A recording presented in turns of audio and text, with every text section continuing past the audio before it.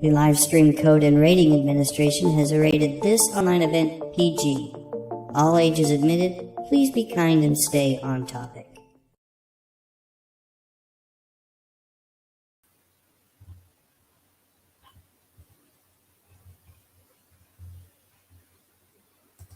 Hey folks, welcome. Good afternoon. My name is Dave Sundstrom, and if you enjoy talking about music, movies, mostly television from decades gone by, I'm talking about the 50s, 60s, 70s, 80s, maybe even 90s a little bit, well, you've come to the right place. And today, we're talking all about greatest TV mothers, top TV moms from decades gone by. I'm going to share some videos that I've produced and published to YouTube over the past few years. We are going to do a little Mom's Day trivia, courtesy of the fine folks at Remind Magazine. And speaking of Remind Magazine, we're going to give away an annual subscription to Remind Magazine today. We'll do that in about, 45 minutes, something like that. So stick around for that. Remind Magazine is one of my favorite publications.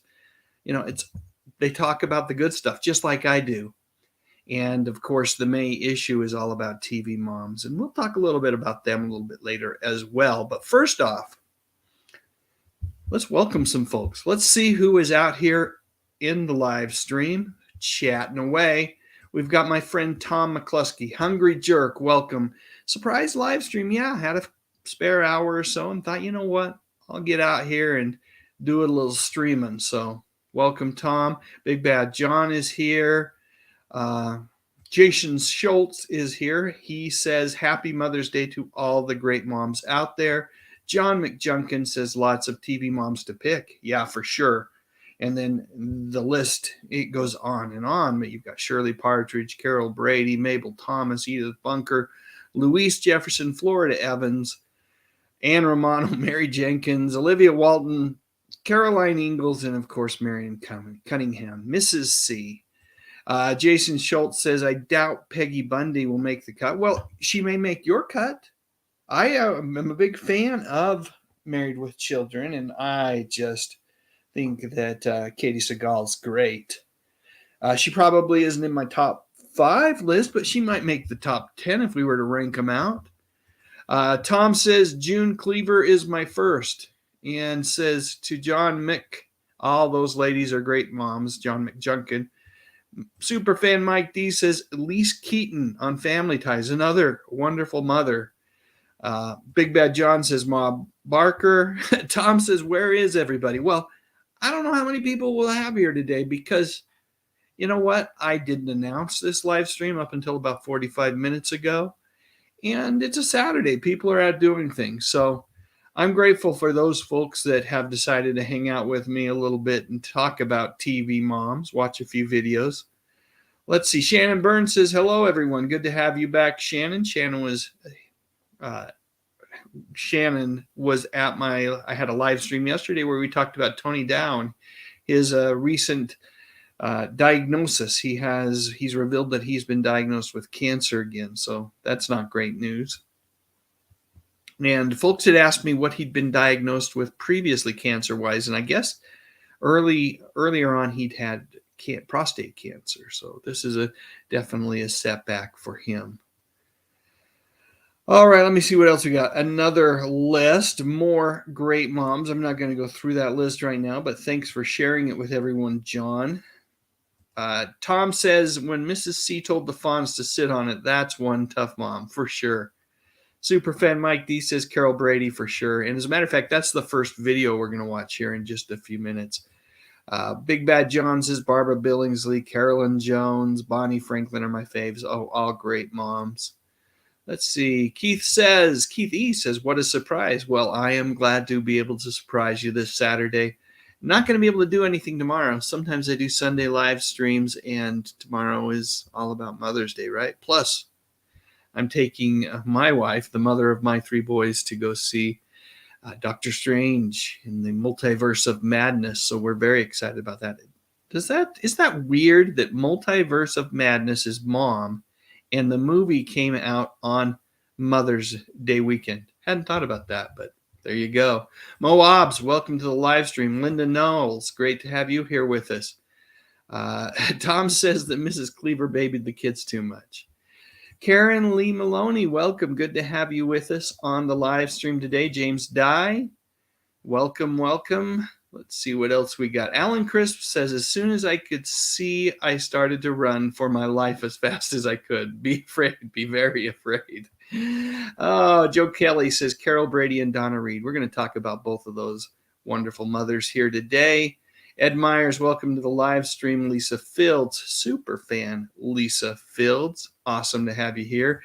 And Deborah Cooper, howdy from Kaysville, Utah to Texas. My son is on his way to Texas right now. Middle son is in a lacrosse tournament. He's playing on Utah State University's lacrosse team, and they're off to a tournament this weekend. They'll actually play on Monday, but boy, I'm going to miss him.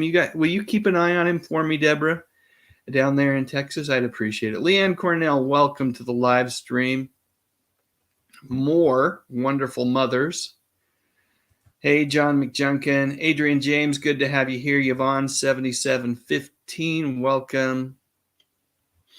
Deborah Cooper says she wasn't a TV mom, but Sergeant York's mother was the best. There you go.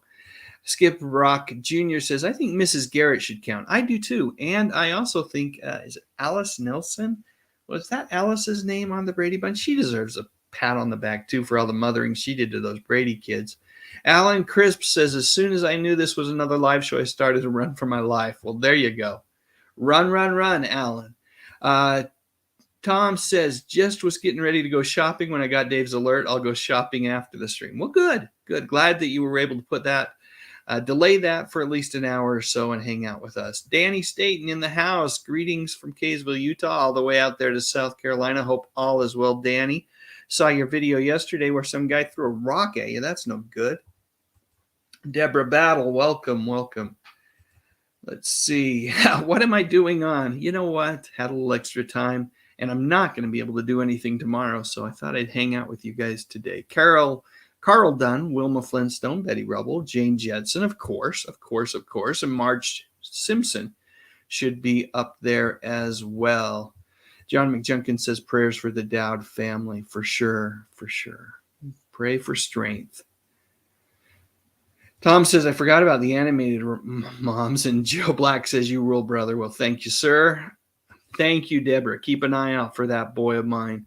Rooting for my son? Yeah, well, thank you, Superfan Mike D. I'm hoping that the team does well. Let's see. Ben Adams says Shirley Jones, another great television mother. And let's see. Danny says, just got back from the flea market. Something else going in a big box. Wow. I'm telling you, settle on down, Danny. You're too kind. I can't keep up with you. All right, let's see. And Skip Rock Jr. says, yeah, Alice gets a point on board for mothering. For sure. So with that said, let's do this. We're going to talk about Mabel Thomas, by the way, Deborah. We are going to talk about Mabel Thomas today. But we're going to start with Carol Brady.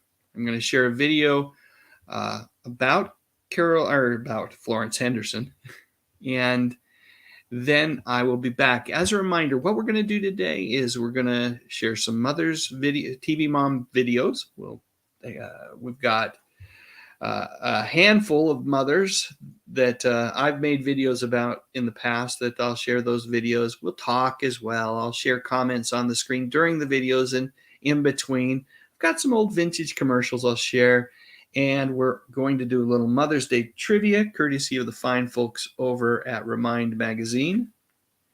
Their issue this month, of course, is the Top TV Moms issue. We'll do a little trivia, just 10 questions. But before we do the trivia, we'll give away that annual subscription to Remind Magazine as well. So stick around. Got lots in store today. A couple more comments before we go to that first video. Kenneth Wilkinson, welcome to the live stream, said, I like Dennis the Menace's mom. And my friend, super fan, Zuperplex, a.k.a. I think his name's Dave. I think it's Dave. I might be wrong, and if I am, Dave or Zuperplex. Forgive me. Best TV mom ever, Samantha Stevens. I might even have a trivia question about her later on. Superplex. All right, with that said, let's get rolling. Let's get right into the videos. Let me get the first one that's queued up, and I will be back in just a moment. During her lifetime, Florence Henderson was lovingly known by many as America's Mom. It was a nickname that Florence considered an honor to be called. Of course, the reason for the nickname was this show, The Brady Bunch. Beginning in the late 60s, The Brady Bunch was part of ABC Television's Friday night lineup. And then after the show was canceled by the network, it became an even bigger success in syndication. You know, afternoon reruns for the kids, like myself and my sister Val when we got home from school. So in addition to being a great wife to Mike, Carol, also known as Florence, was a truly wonderful mother to those darn Brady kids, and even though it was through a tiny screen, she was also a great example of what a kind and loving mother could be to millions of kids who chose to tune into the Brady Bunch after their homework was done each day. But behind the smile, there was indeed a secret sorrow, and along with that, a quiet and fervent prayer. You see, much like the Bradys, Florence came from a large family herself.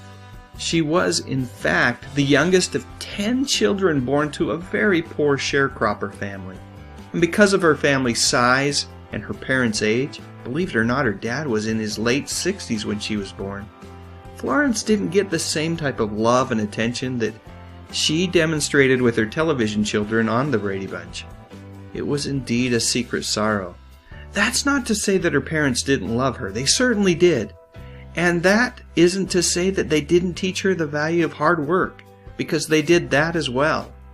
In fact, Florence worked with her father in the fields by the age of 8, and she was singing for extra cash in grocery stores by the time that she was 12. As you might guess, that type of upbringing gave Carol the fiery and dogged determination that she needed in life to be successful. While lots of folks recognized Florence as Carol Brady, long before that iconic role, she had achieved fame and success within the entertainment industry. Florence started her career on stage with roles in plays like Oklahoma and South Pacific. And before you knew it, she was on national TV, first on NBC's Today Show, and then long before Joan Rivers, Florence became the first woman to host The Tonight Show, way back in 1962. Yep, long before the role had already accomplished a lot. It's a super impressive resume. But to Florence, raising her own 4 children and having a positive impact on the lives of her 6 TV children, well, it became a #1 priority for her once she realized that the Brady Bunch was going to be on TV for a while. And without a doubt, she did exactly that. It's no surprise that when Florence passed away in 2016, her TV children all showered her with kind words. Particularly touching was this comment by Marcia Brady herself, Maureen McCormick, who simply said, "You are in my heart forever, Florence." So that's it. What do you think? Did you enjoy Florence Henderson on the Brady Bunch? And did you think of her as a role model for what a mother and a wife should be? Let me know what you think in the comments section. And for heaven's sake, if you've got a special memory that you want to share, well, I want to read it. And while you're at it, I'd love a thumbs up if you enjoyed this video. And I would be absolutely honored if you would consider subscribing to my channel. I talk about music, movies, and television, mostly from the 50s, 60s, 70s, and 80s. You know, the good stuff. But most importantly, and as always, thank you so much for watching. Original hits, original stars create high energy. K-Town's fantastic new album headlining Blondie, Gloria Gaynor, Captain and Tennille, and Foreigner, Superstick, Pablo Cruz, Gino Vanelli, and the Pointer Sisters, Orleans,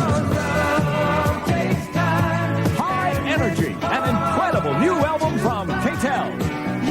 Available at Kmart. Love that commercial. I loved K-Tel commercials when I was growing up. You know, they'd always play just a little snippet of each song, and I would get super excited and want that album.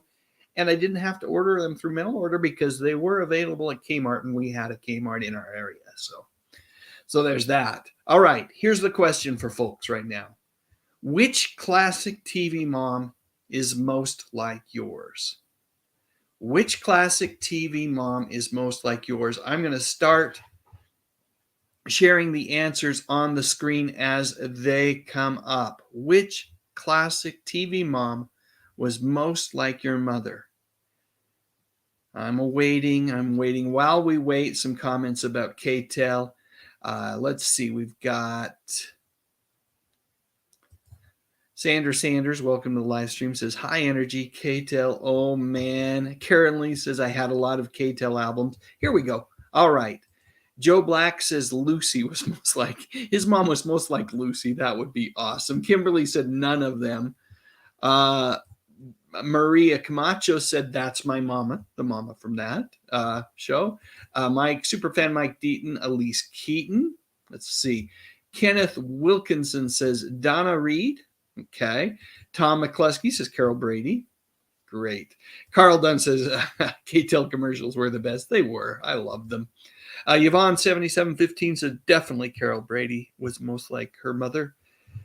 Gia Johnson says my mother, when she was healthy, was most like Carol Brady. She took care of my stepfather's 6 kids. Well, she had that in common, right? 6 kids. Danny Staten says Peg Bundy. His mom was most like Peg Bundy. That's great. Let's see. Superfan Superplex says they were very different from my mom. Shannon says none of them. John McJunkin says I'm back in the 70s. K-Tel. I've got a few more of those commercials. I'm not going to play them today, but I'll be playing them in future live streams. Kimberly Wiederhold says I hear you, Shannon, and she must hear Karen Lee as well. And Carl Dunn says Florida Evans was most like his mother, or his mother was most like Florida Evans. Those are some great answers. Good to hear that, I think we all would probably say that TV moms are exactly that, right? They're TV moms. They're, in some cases, they're exaggeratedly comic and funny. In other cases, they are exaggeratedly, it's an exaggeration. But we probably all saw little elements of those TV moms in our own mother. And, at least in my case, I would say, while they were all great, those TV moms, none of them could compare to my mother. And by the way, at the end of this live stream, when we finish up with all of the videos and the trivia, I'll play a video about my mother who passed away in 2020, a couple of years ago from dementia. Certainly missing her this weekend. Let's see if we got any more comments. Oh, again, Ben Adams says Esther Roll was most like his mom. Gia said she loved Carol. Let's see. Oh, Big Bad John says, don't forget June Lockhart and Marjorie Lord. June Lockhart, that might be a trivia question today. Tom McCluskey says, catch some of Dave's live stuff on my breaks. Oh, you know what? I'm going back a little bit. Let's go forward here. Ed Myers is here on the live stream. He says, my sister's husband emceed our state bandstand when Carol had a show, which these guys were on it. Oh, white guy and Indian. I don't know what that means, but, and they said she saw not as good singing due to her hearing problem. Thanks for sharing, Ed. I'm not sure I quite caught all of that, but sounds like Carol had a show with some guys and they weren't as great, or maybe she wasn't as great as singing. I apologize, Ed. I really can't make sense of that comment. Let's see. Tom says, honestly, I'm an East Coast Irish Catholic inner city guy until we went to California. Well, there you go. And then you're Californian, right? Maria says, I still listen to K-Tel type of music on a daily basis. I love old school, as do I. Let's see. What else do we have here? Oh, Sophia Adrian James says, I like Dorothy's mom in The Golden Girls. She was so funny. She indeed was. John McJunkin says, Lily Munster, not because of her looks, but because out of her love for her son, Eddie. Awesome. Yeah, I think we all, those of us that have lost our moms, right? This weekend's a little bit difficult, and we miss our mothers immensely. At least, yeah, I think that's probably a universal feeling for those of us whose moms have passed on this weekend. Let's see. Kimberly Wiederhold said, my mom tried to be Sophia. It didn't work. Maria Camacho said, Esther from Sanford and Son. Aunt Esther. Oh, yeah, she was great. Yeah, my mom was awesome. And she was just the best of the best. Esther Roll. Margaret Mondello was like my mom. Okay. Larry's mom. Awesome. Hey, it's the National Timely Action Hour. Good to have you here on the live stream. We're going to go ahead and go to our next video, and then we'll talk more about TV moms in just a moment. But hold tight, folks. We've got a video. I think there was some mention of Florida Evans a few minutes ago, Esther Roll, and she is a perfect mother to spotlight this weekend. I have been meaning to make a video about Esther Roll for quite a while now. And since it's the anniversary of her birthday today, it feels like it's the right time to take a quick look back at the career of this talented lady. I remember Esther best from the classic 70s TV series Good Times.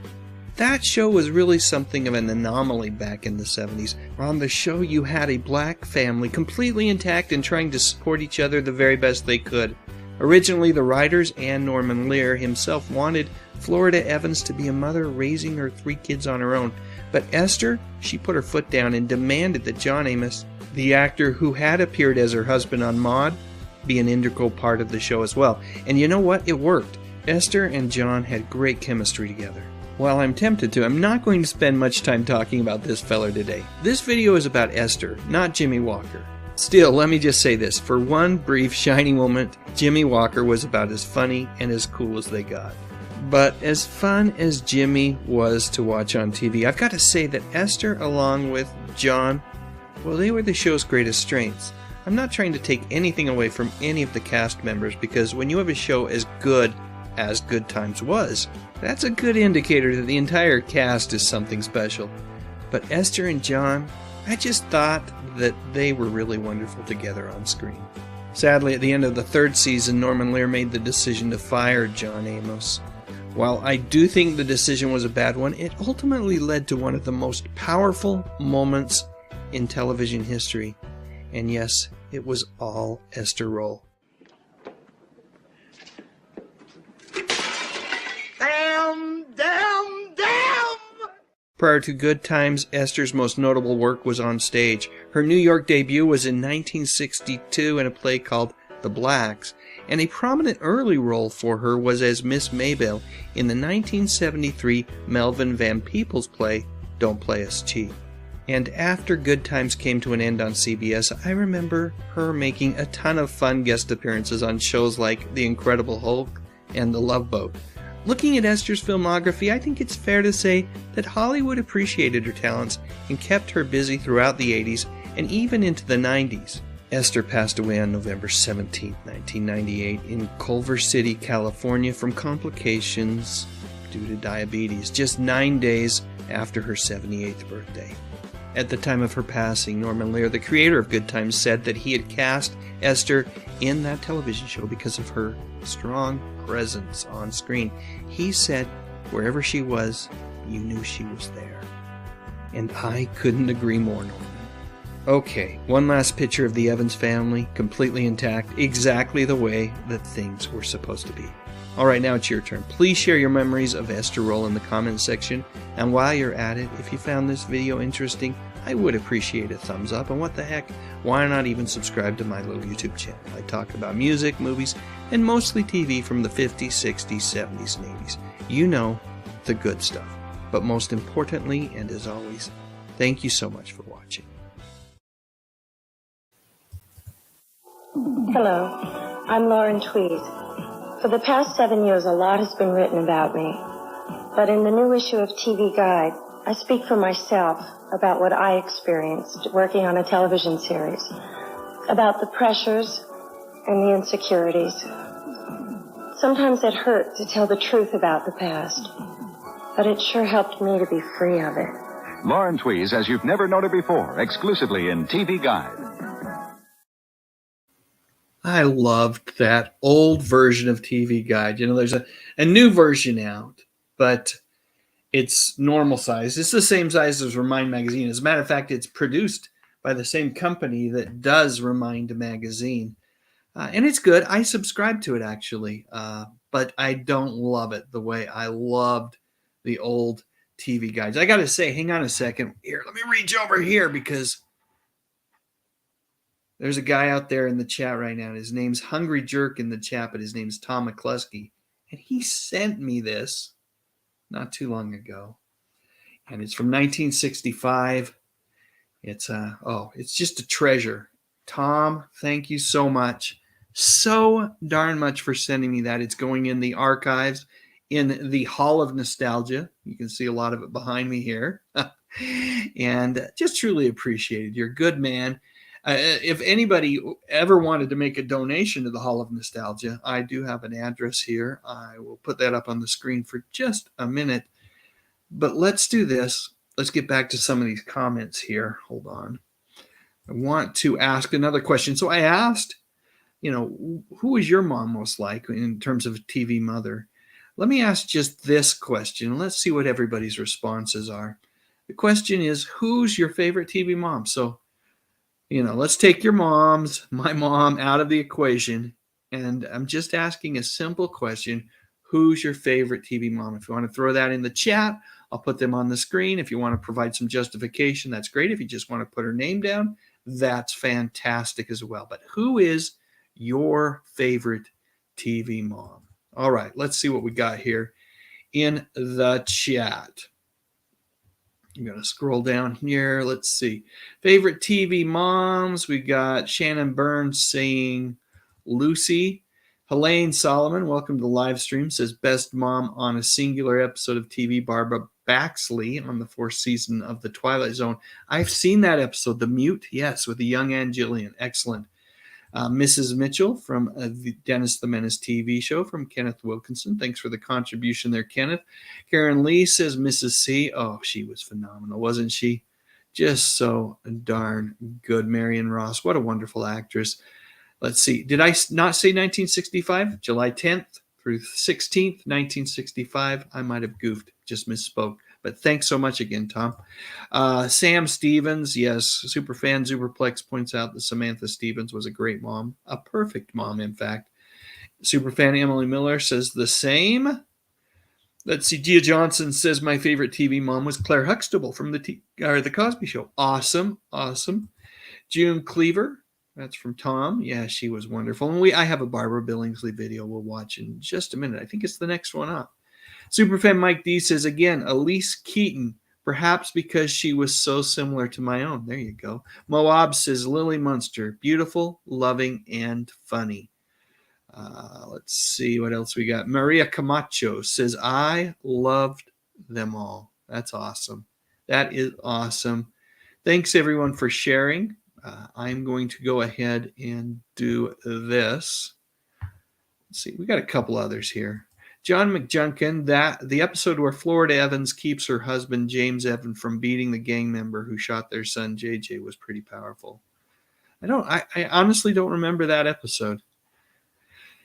The weird thing about Good Times is I remember watching it, but then I also remember it conflicting with Happy Days or that Happy Days block on ABC. And so I missed a lot of those episodes. I've seen a lot since, but I haven't seen them all. Let's see what else we have. Carl Dunn says the mom from Family Matters. Tom says, oh, those great times when TV was wonderful. I still find some good things on TV, but I totally agree with that comment. Emily Miller says, honestly, Maude was a good mom. I would agree with you on that, Emily. Superfan Emily Miller. And Superfan Lisa Jones says Shirley Jones. Yes, Mama Partridge. Absolutely. Big Bad John says Sada Thompson was great as Kate Lawrence in Family. Yes. Let's see. Sandra Sanders says, for daytime TV, loved Helen Wagner from As the World Turns, Charita Bauer from The Guiding Light, and Mona Kane. Erica Kane's mom from All My Children. Okay. Parker Luck, what's that? Matt Bird says Beverly Crusher or Morticia Adams are my choices for favorite moms. And Sandy D gives, an honorary shout out to Aunt B, who is definitely a pseudo mom to Opie. And from what I understand, based on the backstory that was explained during the first episode of the Andy Griffith Show, to Andy as well. Let's see. Tom says Thelma from Good Times was one of my first TV crushes. Can't blame you at all. Superfan Lisa Field says Claire was a good one. I'm sure we're referring to Claire Huxtable there. Maria Camacho says this is fun. I sure enjoy it. Thanks for coming along for the ride. Sweet Savage says new Munster movie coming out. What do you think? Rob Zombie is doing it. A little bit nervous. I want it to be, what's the word? I'm nervous because I want it to have the same beats as, I recognize that it's going to be an updated version, right? But it has to feel like a Munsters movie. It has to be true to the genetics of the original TV show. I can't think of any better way to say that. So I'm nervous, but hopeful too. Big Bad John says Linda Lavin is Alice. Superplex says, were there any moms in My Two Dads? I don't recall. I think there was a mom in the periphery, at least one, but I don't remember, truthfully. Linda is a great one. John, did I miss a comment? Linda Lavin, yes, absolutely. Great mom. And Danny Staten says he's looking forward, or maybe he's not. I can't tell from those emojis, the new Munster movie. It should be interesting to see. Let me take this comment or this banner off here. I think folks have seen it long enough. Let's get back to My Two Dads. Well, I think, like I said, I think there was a mom in the periphery there, but let's just move on. Bogart fan says hats off to Bonnie Franklin. All right, great stuff so far. Let's keep going. Before we do, Emily asked the good question, didn't the mom in My Two Dads pass away? Maybe that's what happened. Okay, let's move on. Let's get going. I do have more videos to share, and we have trivia and giving away a copy of or an annual subscription to Remind Magazine. We've got so much to do, and we've already spent a half hour here. Let's do a little Barbara Billingsley, talk about her for a minute, and then we'll be right back. First, we'll start with a commercial. Sleepyhead, wake up. Oh, Maxine, I was out so late last night. A nice fresh cup of instant Maxwell House coffee will wake you up. You and your instant. Not just instant. Instant Maxwell House. I think my customers deserve the best. So fresh tasting. It's these flavor buds. That's where the freshness starts. Hey, Susie, you're looking mighty fresh. Oh, thanks, Maxine. Thank Instant Maxwell House. Every cup tastes fresh, like your first cup in the morning. Fair warning, folks. This one is a bit of a sad story. Sure, there is a lot to celebrate here, but this one doesn't end well. So if you are a channel subscriber, you know that I am a big fan of the ABC TV sitcom that aired in the late 70s titled What's Happening. Loosely based on the movie Cooley High, the show centered on the lives of three friends, Raj, Dwayne, and Rerun, along with Raj's family, a smart alecky little sister named Dee, as well as his mother Mabel. I've talked at length about Dee, or better stated the actress who played Dee, Danielle Spencer, in another video. And I've got to say that lady is truly inspiring. Despite significant adversity, Danielle has been a force for good throughout her life. I'll provide a link to that video at the end of this one in case you're interested in checking it out. In the same video, I also talk about my love for a couple of episodes of What's Happening where the Doobie Brothers make a guest appearance. Those were such fun episodes with some really great music. If you're a fan of the Doobies the way that I am, you've probably already seen these episodes. But if for some reason you haven't, well, buy them, rent them, do whatever you have to do to watch them as soon as you can.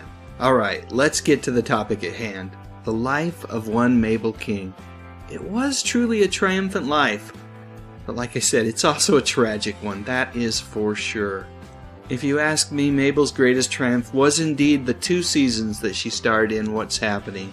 On that show, Mabel played a hard-working and wise mother dedicated to her children, These days it seems like parents are often depicted as buffoons on sitcoms.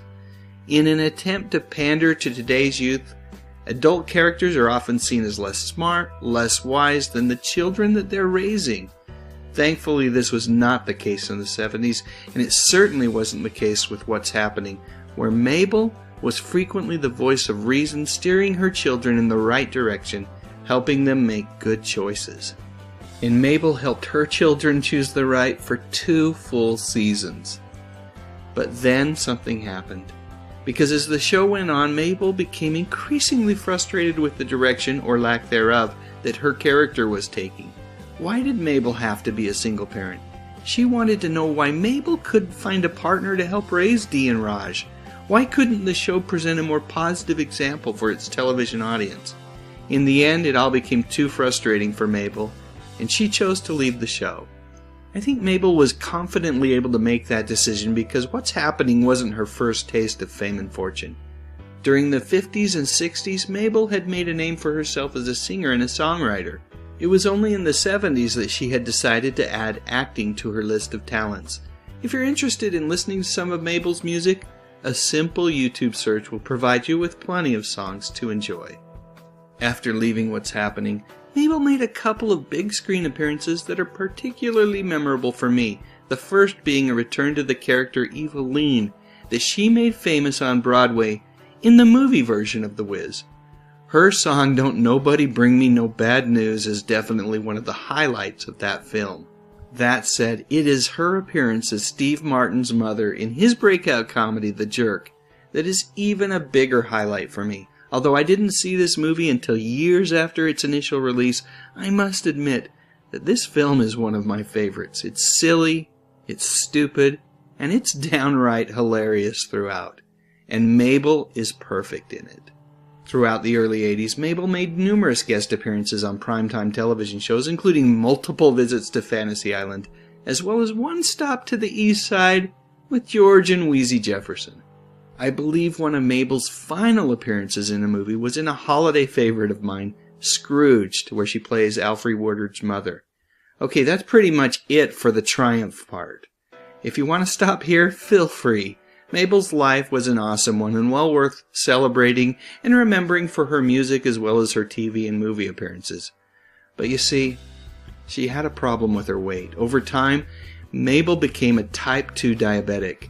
Right around the same time as when she made Scrooged, I believe, she also had her toe amputated because of her diabetes. And then in 1989 she suffered a stroke, which left her partially paralyzed and speechless for about a year. As her health worsened, doctors would be forced to amputate both legs.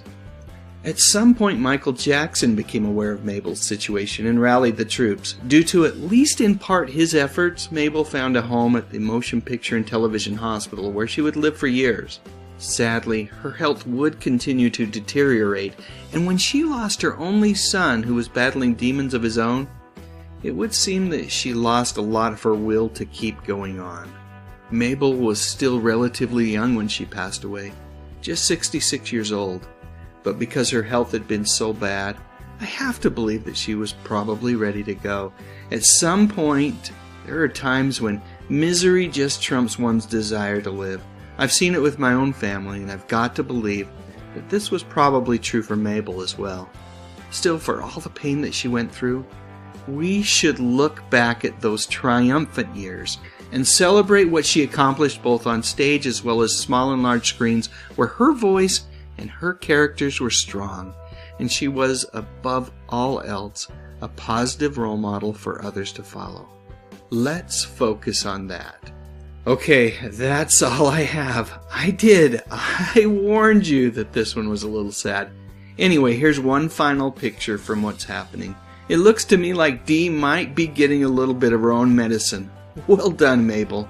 You don't have to take it from that smart aleck. Alright, you know the drill. Please share your thoughts in the comment section below, and if you enjoyed this video, please give it a thumbs up. I would also be honored if you would consider subscribing to my YouTube channel. I talk about music, movies, and television, mostly from the 50s, 60s, 70s, and 80s. You know, the good stuff. But most importantly, and as always, thank you so much for watching.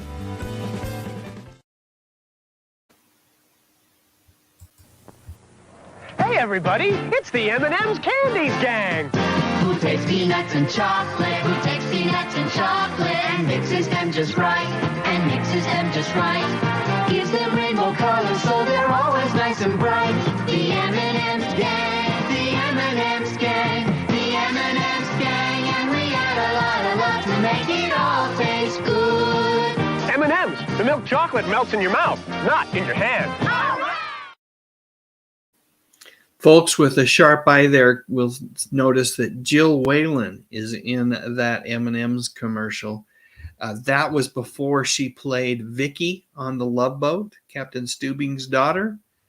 But I love that song, and it's a cute commercial. So thought I'd share it with you today as we celebrate top TV moms. I said I was going to play a Barbara Billingsley video and then hit the wrong button, so we got Mabel King instead, and I'm glad we played that one. What a talented, wonderful lady she was, right? All right, let's look at some of these comments here. Tom says, next stop is going to be CroftCon. I'll get to meet Dave. Yeah, I'm going to be there, so we've got to figure out a way to connect and say hi and visit for a few minutes. Going to be a fun day with all the stars for sure. Superfan Lisa Field says, my mom had her leg amputated due to diabetes. Yeah, that's a tough disease, right? Superfan Emily Miller says, Tom, you need to go live with everybody at CroftCon. I don't think we're going to do any live streaming that day, but we should get some good material out of the event. Tom says, my dad was an amputee also. Oh, yeah, I tell you, that diabetes is just, it's tough. Let's see. Jill is active on Twitter, says Superfan Emily Miller. Yes, I think she's very active, in fact, on Twitter. Let's see. Tom says that would be good if Dave and Pat did something like that. I don't know if we will. I really don't know if we'll have it's kind of the technology to be able to do that there. We're just a couple of guys. We're just a couple of fellers, but we will definitely get some great pictures, maybe even a little bit of video, which we'll share later on. Hey, Jelaine Perry, 764 is here. Good to have you with us on the live stream. Tom says it'll be easy. The place is small for a big convention. That's hopefully you're talking about connecting and saying hi. Hopefully, I would expect it to be hopefully not too difficult for us to find each other and finally get to meet you in person. That'll be awesome. All right, so I promised a Barbara Billingsley video. Let's do that, and then you know what? I think it will be time after that to give away the magazine. It's about 40. We're going to be nearing 50 minutes at that point. So let's see. Superfan Emily Miller says, referring to CroftCon, hopefully it's popular enough to become an annual event. Let's see. Superplex says, if Pat fails to mention you, ban him. I would never do that to Pat. Chrominion says, Dave, chat. Yes, good to be here. Good to be chatting with you, Chrominion.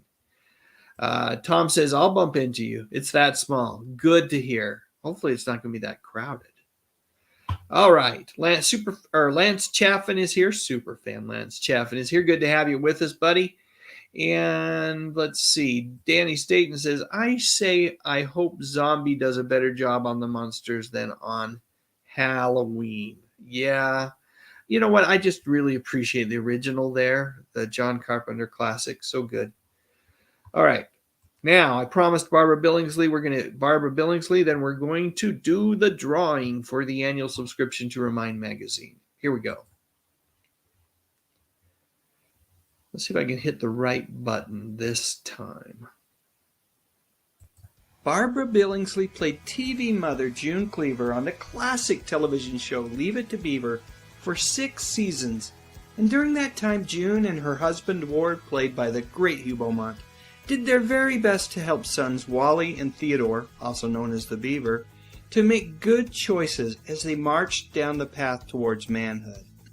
During the show's 6 seasons, 1 on CBS and the remaining 5 on ABC, the cast became incredibly close-knit.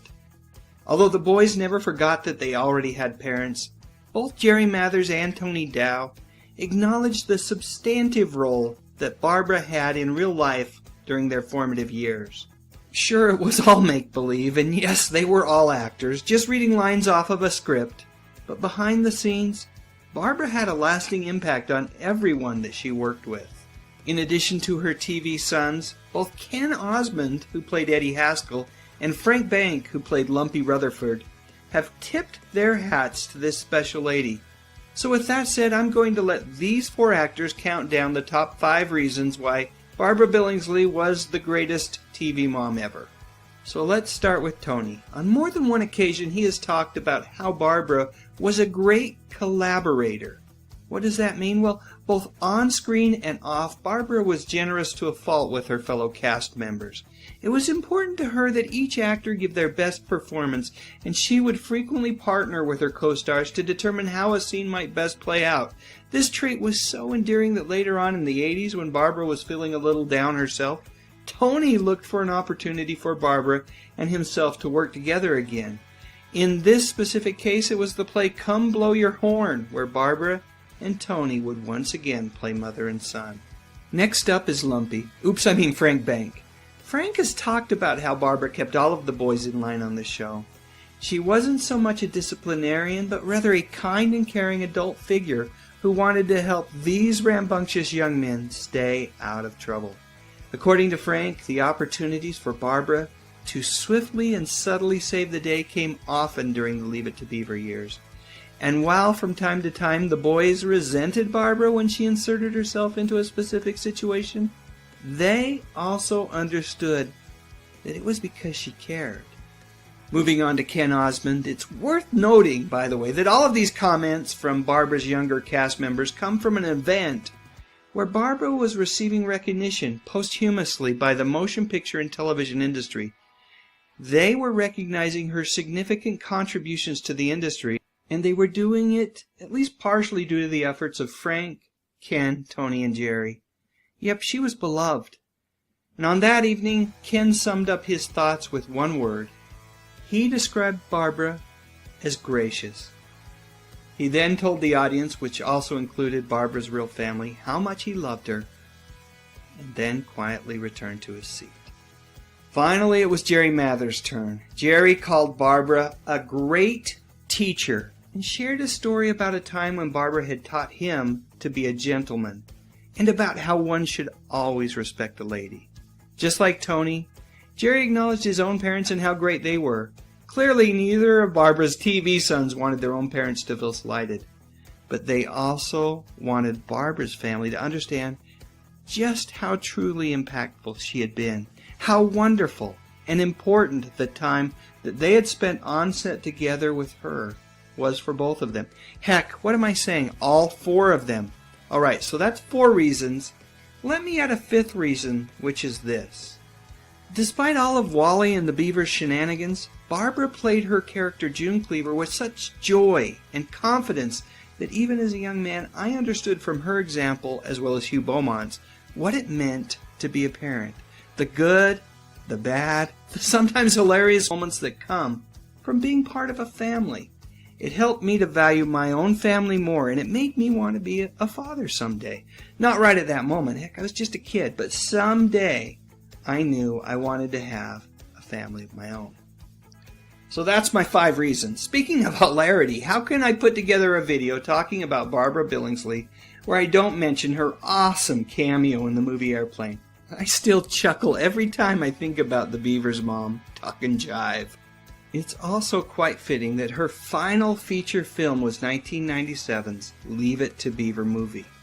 While obviously too old to play June Cleaver, Barbara's cameo as the Beaver's aunt was perfect in a great way to close out her motion picture career.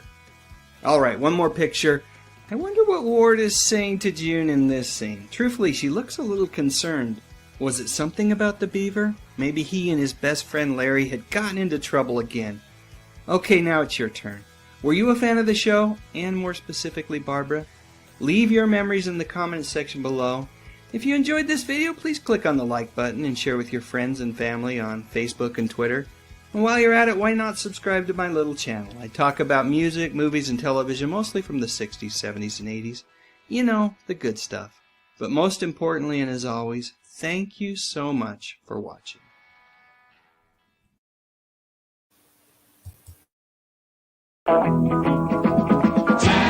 Cola has a beautiful taste.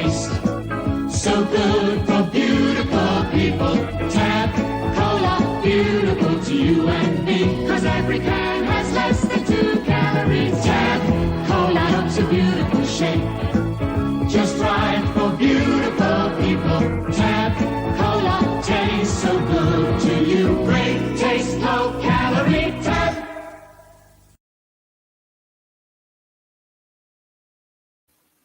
I think it might have been my very first diet soda, Tab Cola. And in that commercial, I don't know if you guys noticed, that is Elle Mcpherson, super model, Sports Illustrated swimwear model. Elle Mcpherson later on transitioned and had a fairly decent acting career, at least appeared in some movies during the 90s, if I remember correctly.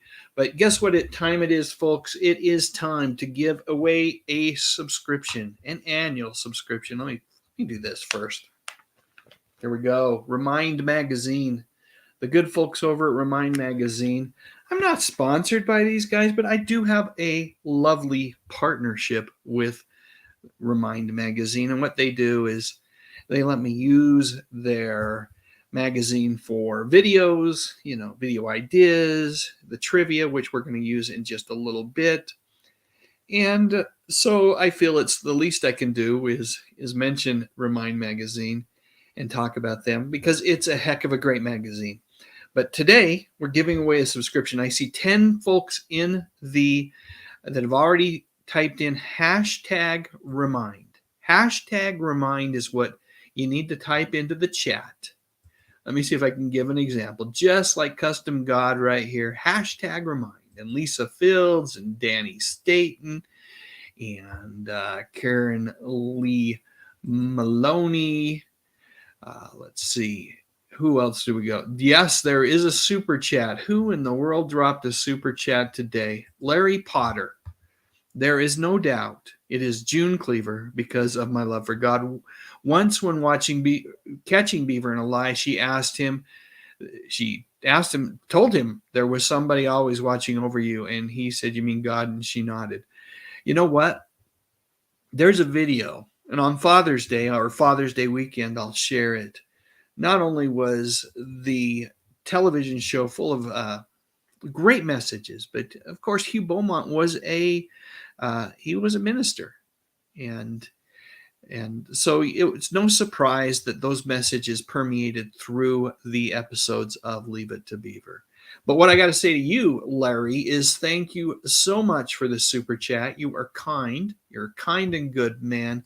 I truly appreciate it. You're a very special person, as are all of you that are here today engaging with me in this live stream. Thank you so much for the super chat. You are special.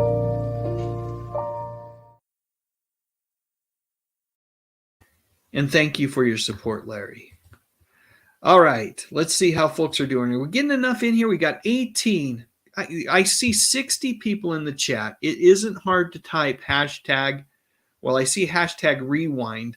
Lisa, change that to hashtag remind, if you would, real quick. I'm going to watch for that. Oh, I see it here. You got it in there. Great. Thank you so much. But this is, you know what?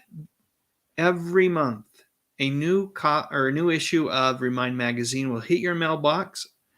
And I just encourage folks to get their entries in. I see 18 of them, but I see almost 60 people in the live stream. So Mo Obbs has got his in there. Lance Chaffin has got his in there. Superplex says, "No Welk, please." I probably won't get to the Lawrence Welk today. And if I do, I'll give you fair warning so you can get the heck out of here, Superplex. Tom says, "I already subscribed to Remind," as do I. Helene's got hers in. Charlie Jordan's got his in. Lannis31 has got his in. Let's see what else we got. Sandy D, excellent. You've got yours in. Let's see. Kimberly Wiederhold that made it back from her work or on a break just in time. Nicely done. Nicely done. Let's see. So we got 25 in. I'm going to put a timer in 30 seconds. And then we are going to give away this annual subscription. So here we go. Here's our timer. I got to tell you, I do love this magazine. I love Remind Magazine. There's so much in Remind Magazine that it's delightful. Here's you've got the time capsule every month that they focus on a specific year. You've got retro TV listings. They list all the movies and Turner Classic Movies. You've got puzzles, trivia. It's just a great magazine. And we've hit our 30-second mark. So I'm going to take that off the screen. Let's go back to that one. And let's do our drawing here. Let's get that off the screen as well. 25 entries in. Let's see who our winner is today.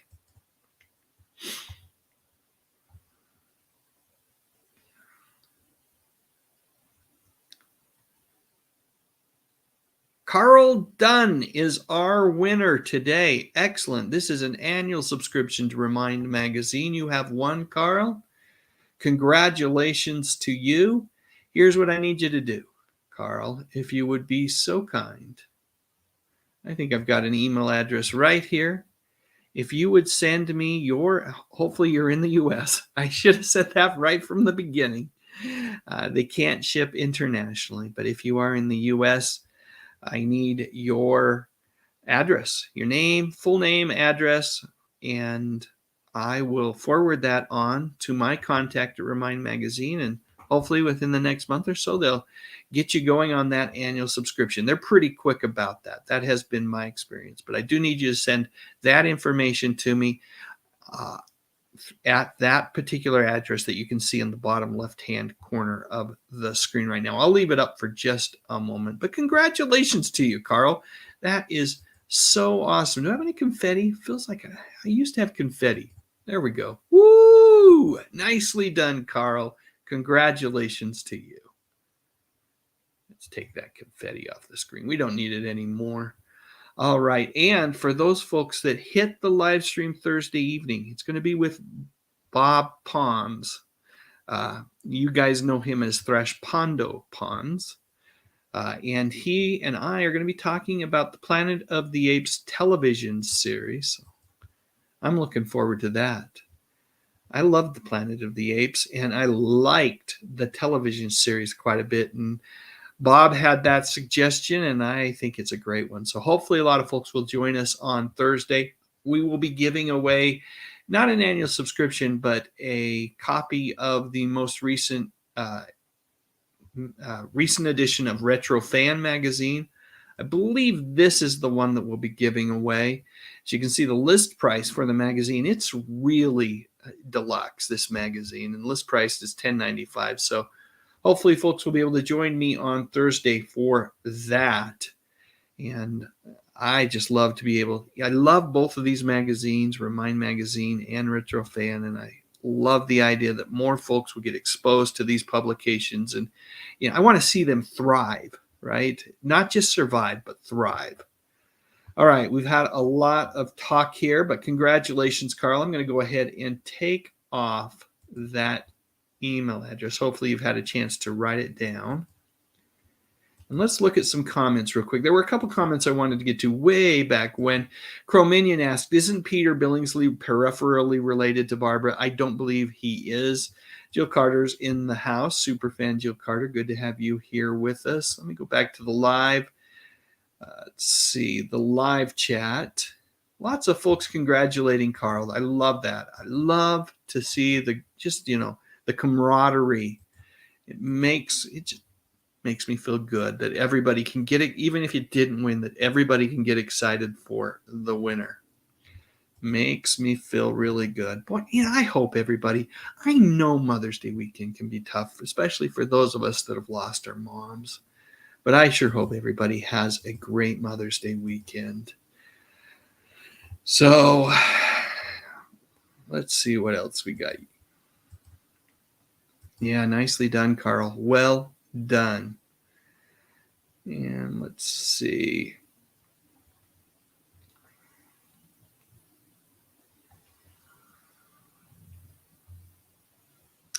Okay, speaking of Planet of the Apes, I mentioned the upcoming live stream. Emily says, superfan Emily Miller says, time to research Planet of the Apes. Let's see. Kimberly Wiederhold says, had a crush on James Naughton, he being one of the stars of the Planet of the Apes TV series. Lance Chaffin says, happy Mother's Day to all the moms in here. Sakina McMurrin says, I'll be there. I love the original 5 Planet of the Apes movies. I can't wait to put together this live stream. I'm really excited. One, just to have Bob Ponce here with me and Thrash Pondo hanging out. He's just he has such a great depth of knowledge with these things. So it'll be fun to visit with him about that. And let's see. I see something about what the heck happened in my last post. Don't know. I didn't catch them all. I don't have the ability to, when I'm multitasking, throw everything on the screen, but hopefully everything's okay, Chrome Minion. Here's what we're going to do. It's trivia time. We're going to do one more commercial because I need a Diet Coke. I'm going to refill this thing. Then we're going to do some trivia. So I will be back in 30 seconds. But in the meantime, let's have a little Whitney. Whitney will serenade us.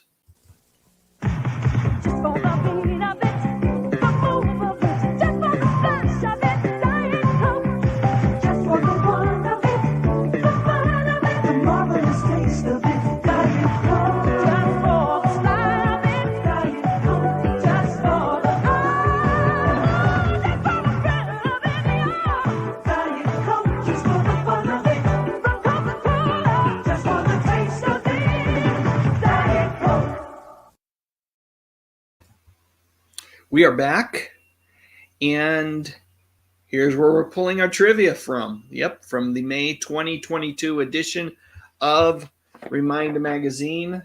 How well do you know TV moms? So I won't have any screenshots. I'm going to have to read these questions to you guys, and then I'll share the answers. But this should be fun. We're going to do these fairly rapid fire. And I'll do 3 questions, and I'll look for scores from everybody. The first question is this.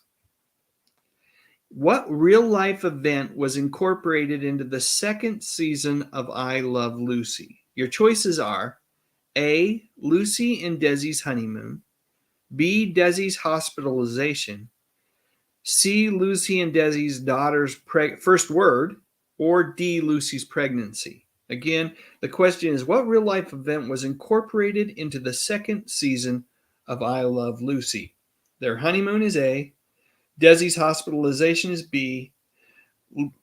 Lucy and Desi's daughter's first word is C. And D is Lucy's pregnancy. So go ahead and lock in your answers. I'm going to find some good little background music to play here while we're doing this. Yeah, I like this. This is great.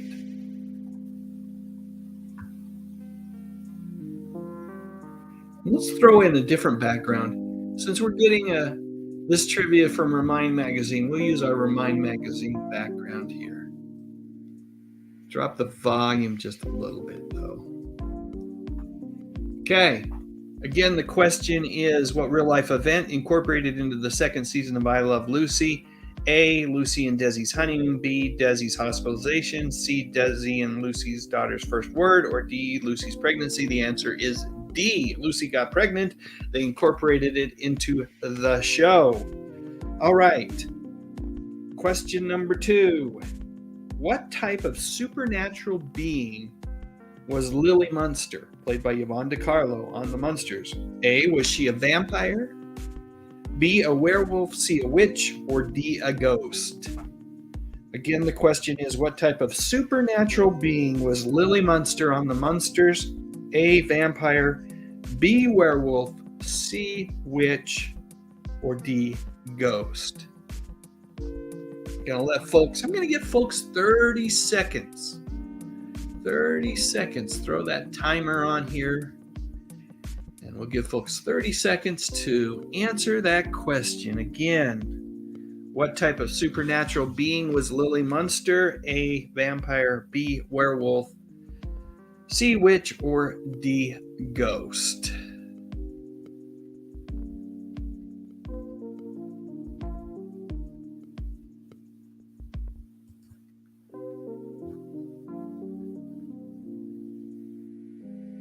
I like this music. It's a new feature that StreamYard has incorporated, the ability to just on the fly add some background music. But very cool. Hey, the correct answer on that one is A, a vampire. All right, question number 3. It's our Lost in Space question. See how folks know, see how well the Lost in Space trivia is with you guys.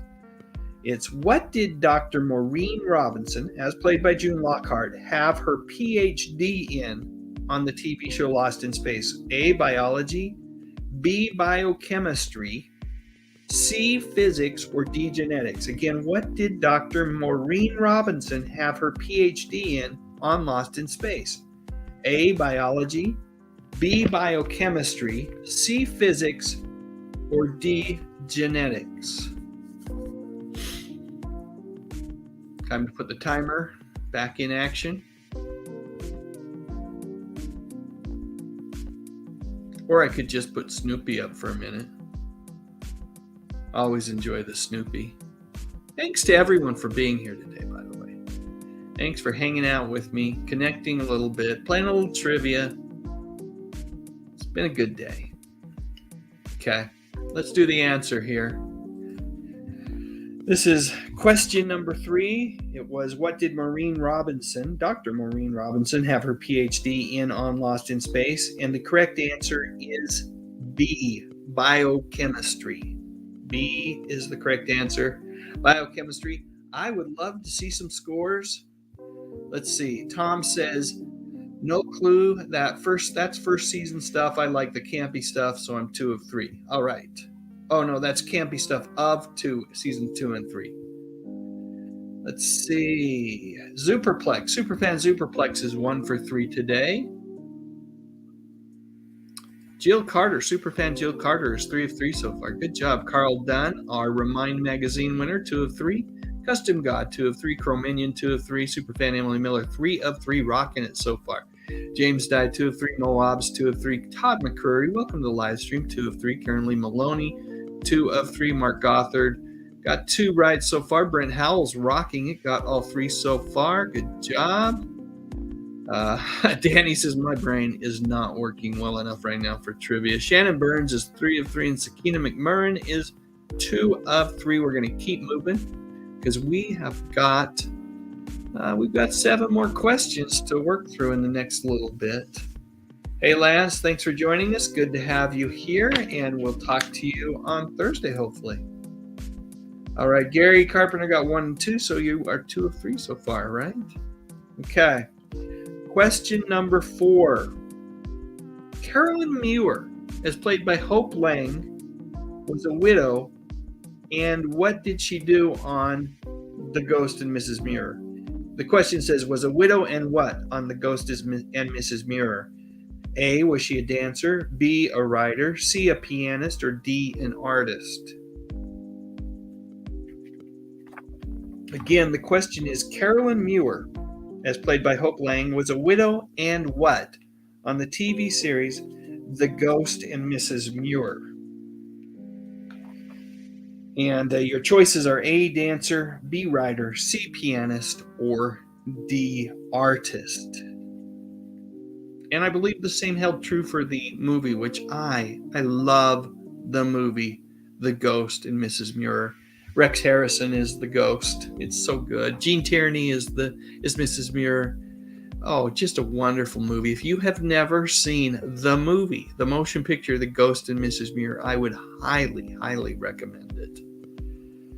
All right, the correct answer is B, writer. Let's keep moving. Question number 5.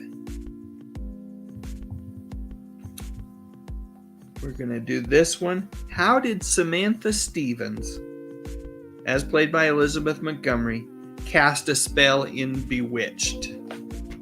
So your choices are A, she used hypnosis, B, made a special drink, C, twitched her nose, or D, read from a book. Again, I think this one's an easy one, but how did Samantha cast a spell on Bewitched?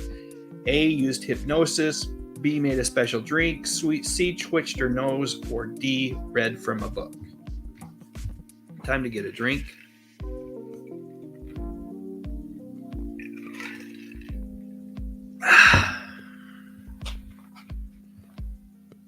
Hopefully everybody's locked in their answer, because the correct answer is C. She twitched her nose. All right, one more, and then I'm going to check scores again. Now we're talking about Lucy again, Lucille Ball. But now we're not talking about I Love Lucy. We're talking about the Lucy Show. The question is where did Lucy work in later seasons of the Lucy Show? Was it A, a shoe store, B, a department store, C, a restaurant, or D, a bank? Again, the question is, where did Lucy work in later seasons of the Lucy Show? A, a shoe store, B, a department store, C, a restaurant, or D, a bank? While we're locking in our answers, again, we're pulling from Remind Magazine, the May 2022 issue of Remind Magazine, all about mothers, this issue. And this is the ultimate trivia. How well do you know TV moms? The author of this trivia is one Paul Doro. So thank you to Remind Magazine and Paul Doro for allowing us to use some of the questions here. The actual trivia in the magazine is 25 questions. We're doing 10 of them. All right, and the correct answer is D. She worked for Mr. Mooney, as Todd McCrory points out. She worked in a bank with Mr. Mooney, played by the great Gale Gordon. All right, let's see some scores, folks. Tell me how you're doing. Is that 6 or 5? No, that's 6 questions.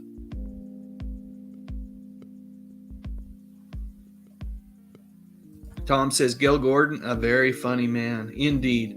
Superfan Superplex is 4 for 6. Rob Aiken got here late, but 2 for 2 so far. Good job. Superfan Emily Miller, 5 of 6. Mark Gothard's got 3 right so far. James Dye, 4 of 6.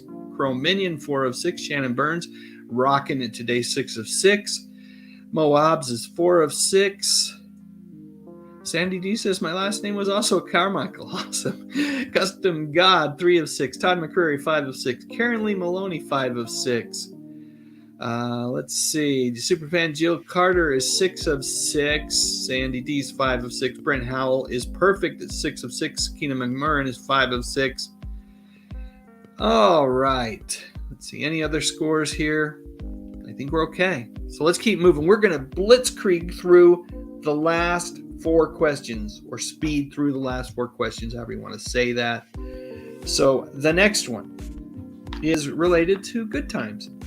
Good Times Florida Evans first appeared on what earlier sitcom? A, All in the Family, B, Maude, C, Rhoda, or D, The Jeffersons? Again, Good Times Florida Evans first appeared on what earlier sitcom? A, All in the Family, B, Maude, C, Rhoda, or D, The Jeffersons? I'm going to throw the timer back up for this one. You guys you're on the clock. 30 seconds.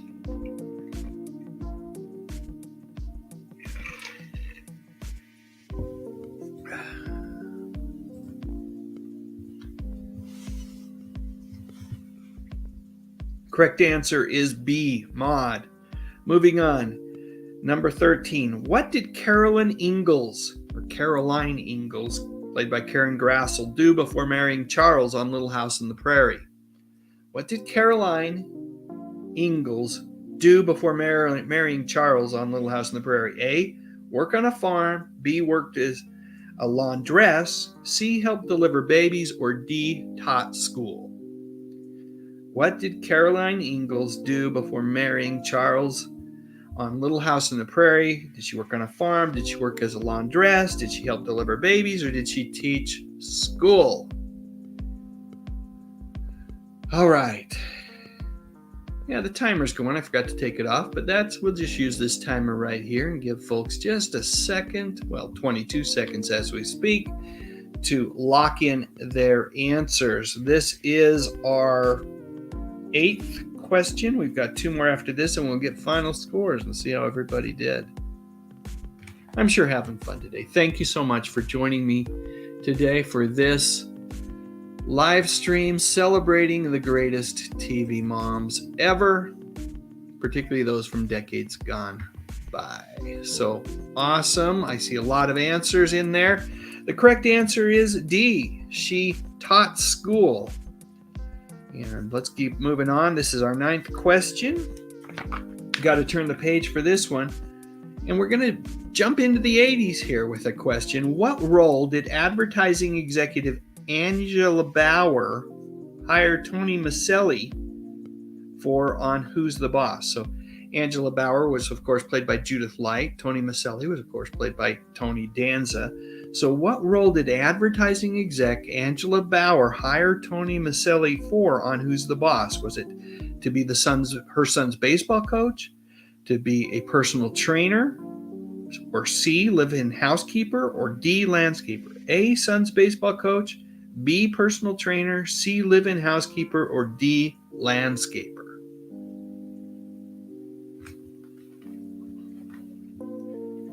Again, those answers. What was Tony Maselli hired for on Who's the Boss? A, to be a son's baseball coach, B, personal trainer, C, live-in housekeeper, or D, landscaper. And the correct answer is C. All right, moving on to our final question of the afternoon. And then we'll get scores. This one is all about the Carol Burnett Show. Well, kind of. What sitcom was a spin-off of the Carol Burnett Show and starred Vicki Lawrence as Thelma Harper, matriarch of a wacky household? A, what was the show called? A, Mama's Family, B, Eunice, C, The Family, or D, The Facts of Life? Again, your choices are A, Mama's Family, B, Eunice, C, The Family, or D, The Facts of Life. You take the good, you take the bad, then you get the facts of life.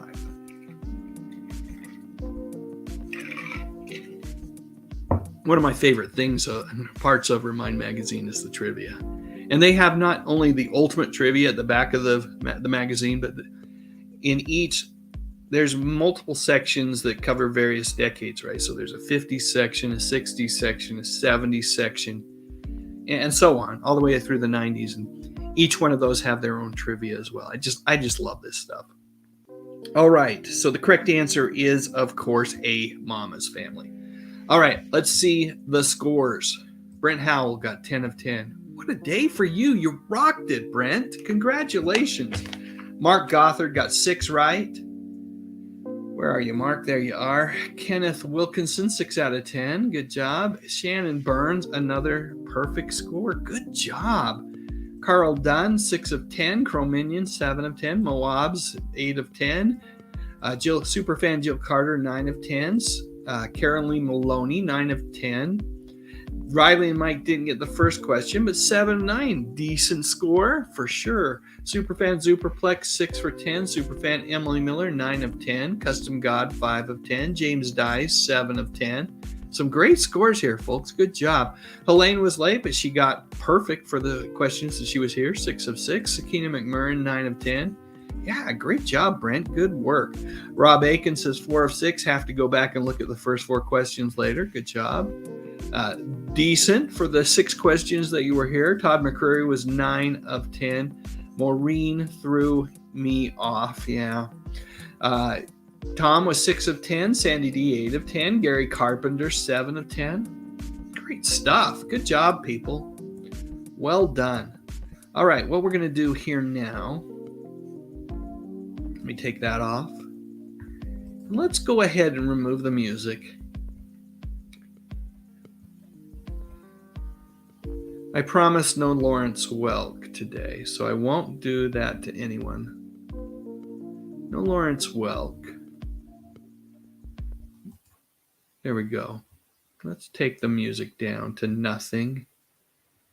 But I do want to express my appreciation to all of you.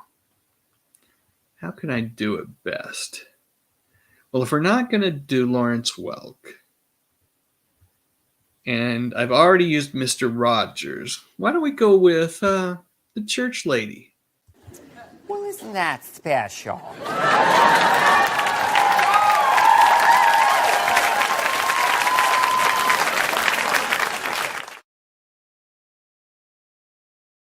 It truly has been special having you here today as we celebrate Mother's Day weekend, great television moms. What I'm going to do here is I am going to leave you with a video that I made about my mother. She passed away in February of 2020. So it's over 2 years now that she's been gone. And there isn't a day that goes by that I don't think about my dear sweet mother and how much I miss her. And of course, this weekend's a little bit difficult because of that. But I thought I'd share this video with all of you and wish all of you the happiest of Mother's Day weekends. And, even those of us that have lost our moms, our hearts can ache a little bit, but let's remember how awesome they were and how wonderful they were in our lives and the tremendous impact that they had on each of us. Have a great Mother's Day weekend, folks. We'll talk to you all soon. My mother died this past weekend. She left us right before the Super Bowl. She never was much of a football fan. What she was, however, was a really amazing person. Those who knew her, who really knew her, would agree. She was one of the best. This is her when she was a little girl. By all accounts, it was a pretty great childhood. That's her mom in the bottom right-hand corner. Unfortunately, she got cancer and died. Then Dad remarried and things just weren't the same. By the time she was 15, my mom had left home and was living on her own. A few years later, she met my dad. They got married and then I was born. I love that picture of my mother in the middle there. She would stick out her tongue in many pictures over the years. It was her way of protesting the moment. Kind of the same way that folks flip the bird in photos these days. Personally, I like her way better. One of the things that I picked up from my mom early on was a love for Coke. These days I drink the diet version, but my mom liked it fully leaded. And while she liked it chilled, she didn't like it with ice. She thought it diluted the drink too much, and of course, if she was ordering it from a restaurant, the ice was taking up valuable real estate from the beverage itself. Smart lady, that mother of mine. In another video of mine, I talked at length about my mother's love of the soap opera Dark Shadows. And in the summertime, or if I was playing hooky from school, it was a show that she would let me watch with her. She'd crack open a couple of chilled bottles of Coke and we'd settle in for an hour of gothic fun courtesy of the rather odd citizens of Collinwood. Sadly, this treat came to an end for me when I started having nightmares about the show, and in particular, a certain ghost. Still, we found other amazing shows to watch together, and as we did, she would talk to me. Early on, I discovered how nostalgic my mother was. She loved to look back on things fondly, which is kind of weird because after her mother died, there wasn't much to look back on with a great deal of fondness for her. Times were tough, and whether she wanted to be or not, so was she. Maybe that's why she could remain an optimist and be so positive. Whatever the reason, I'm grateful to her that she passed that love on to me. It was from her that I developed a love for Broadway musicals. West Side Story was a personal favorite of hers, and it became mine as well. I would play that soundtrack album incessantly when I was younger. And it was also because of her that I grew to love both the book and the movie To Kill a Mockingbird. My mom loved the book way more than the movie for some reason. She always said that the movie deviated too much from the source material, but I found the changes minor, and at least to me, they were more than made up for by Gregory Peck's tour de force performance. One of my favorite things to do when I did stay home from school was rummage through my mother's old newspaper collection. She kept the papers from important days, like the Kennedy assassination, and while I found the headlines interesting, what I really loved to do was go back and look at the TV listings from years before, as well as the pages from advertisements for movies. To this day, I still recollect the smell of those old newspapers. They were a bit musty and old-smelling, but I liked that smell, and to this day, it's a smell that I associate with all things nostalgic. Years later, my mother, now a grandmother, would do her best to pass on that love for all things forgotten to my sons. As good of a mother as she was an even better grandmother. She was the kind of grandma who, when we left her with our kids, she would be upset if we came home too early and didn't give her enough time with her grandsons.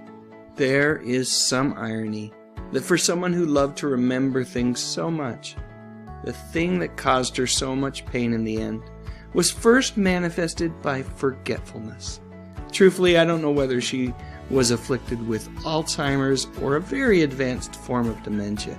Whatever it was, it made her life progressively more miserable, to the point where she wasn't even able to enjoy her granddaughters, my brother's girls, the same way that she'd enjoyed being around her grandsons years earlier. And I know that would have broken her heart if she'd been aware enough to realize it. So now that she's gone, I'll continue to carry on her legacy of remembering. And this is the woman that I choose to remember. An amazing mother and an even better, if that's possible, grandma. Just look at that smile on her face, and you'll know what I mean. So we bury my mom this Friday. It's going to be tough, but truthfully, she slipped out the door a few months back. The only thing left was for her body to catch up. Somewhere at some point during the day, I'm going to stick my tongue out at her. It will be my way of silently protesting the crappy way that this wonderful lady left us. And it will also be my way of letting her know, and myself as well, that everything's going to be okay. And then this weekend, when everything is settled down, I'll fire up a Cary Grant movie, probably my favorite wife. He was, after all, her favorite actor, and one of mine as well. For you see, the apple didn't fall too far from the tree. Alright, that's it. Leave a comment if you'd like. And if you haven't already done so, please consider subscribing to my YouTube channel. I talk about music, movies, and television, mostly from the 50s, 60s, 70s, and 80s. You know, the good stuff. But most importantly, and as always, thank you so much for watching. I love you, Mom.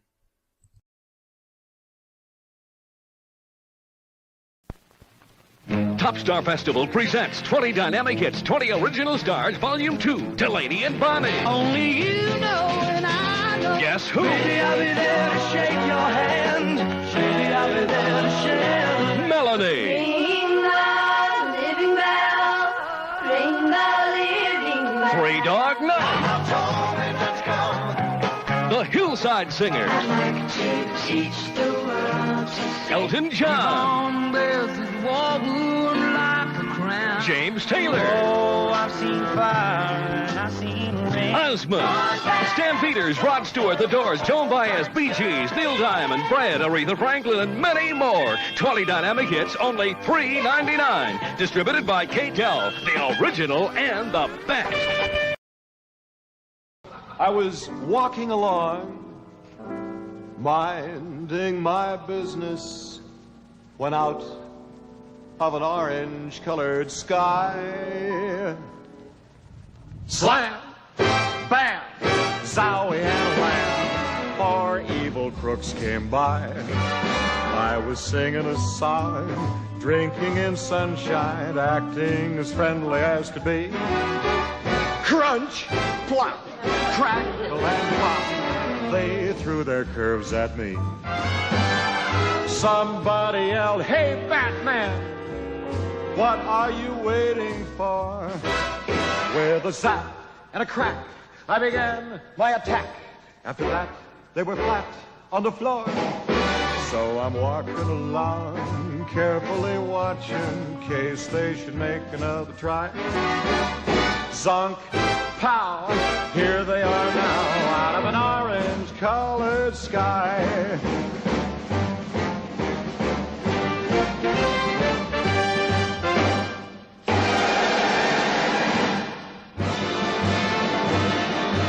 There goes the last of the villains.